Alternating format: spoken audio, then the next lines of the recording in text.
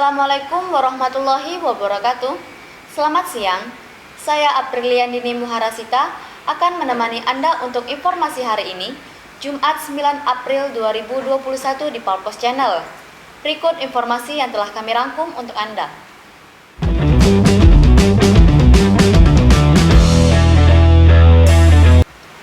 Merasa tidak ada penyelesaian terhadap keluhan mereka, warga perumahan Spring Hill, Kelurahan Talang Kelapa, Kecamatan Alang-Alang Lebar mengundang Yayasan Lembaga Konsumen Indonesia YLKI Sumsel sebagai perantara mediasi dengan pihak developer perumahan, Rabu 7 April 2021.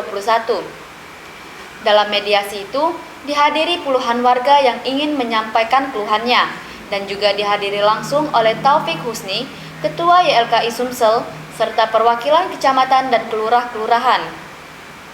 Sodikin, tokoh masyarakat setempat, kepada awak media mengatakan dari segi keamanan di perumahan tersebut belum diterapkan one gate system, yakni pintu keluar masuk yang hanya satu.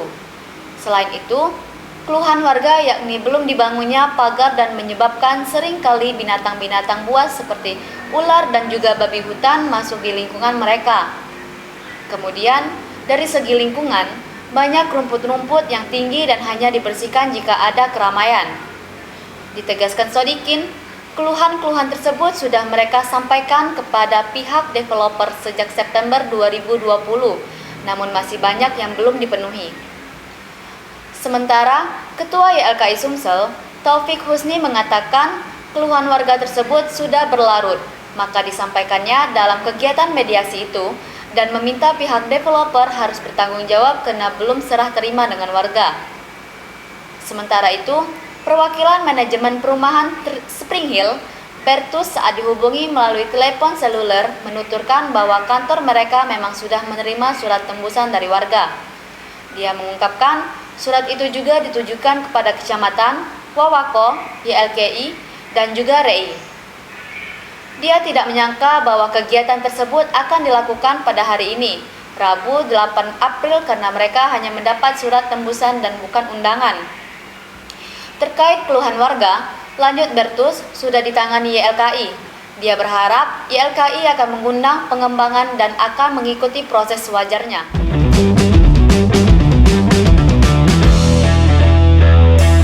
Berita kedua, Kabupaten Oku Timur menggelar pemilihan kepala desa serentak, Rabu 7 April 2021. Dari 305 definitif, 222 desa diantaranya menggelar pilkades serentak tersebut. Bupati Oku Timur, Haji Lanosin bersama Wakil Bupati, Forkopimda, dan sejumlah pejabat dari jajaran Pemkab Oku Timur meninjau pelaksanaan pilkades untuk memastikan berjalan lancar dan tetap mematuhi protokol kesehatan serta demokratis. Ada 10 titik lokasi TPS yang diikuti Bupati dan Wakil Bupati bersama Kapolres Oku Timur AKBP Dalizon, Kejari Oku Timur Dr. Akmal Khodrat, dan Dim 0403 Oku Letkol Arhanud Tan Kurniawan, dan Kepala OPD. Bupati yang akrab disapa Enos ini berharap pilkades bisa menghasilkan para pemimpin desa yang memiliki visi dan memajukan desanya. Tidak hanya membangun fisik desa, tapi juga kualitas sumber daya manusia desa. Enos mengungkapkan, pilkades ini adalah bagian dari proses penting pembangunan di Oku Timur. Sementara, Kepala Dinas Pemberdayaan Masyarakat Desa, PMD Haji Rusman, yang juga selaku sekretariat Panitia Pelaksanaan Pilkades, menambahkan warga bisa menyalurkan hak pilihnya di TPS mulai pukul 7.00 pagi hingga 13.00 waktu Indonesia bagian Barat.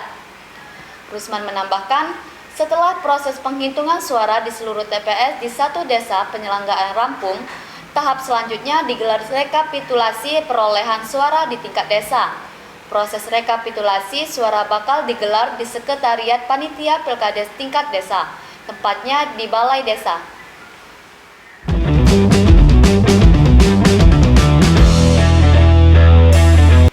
Informasi tadi sekaligus menutup perjumpaan kita pada hari ini. Terus nantikan informasi terbaru yang akan kami sajikan untuk Anda. Saya Apriliandini Muharasita pamit undur diri. Terima kasih. Wassalamualaikum warahmatullahi wabarakatuh.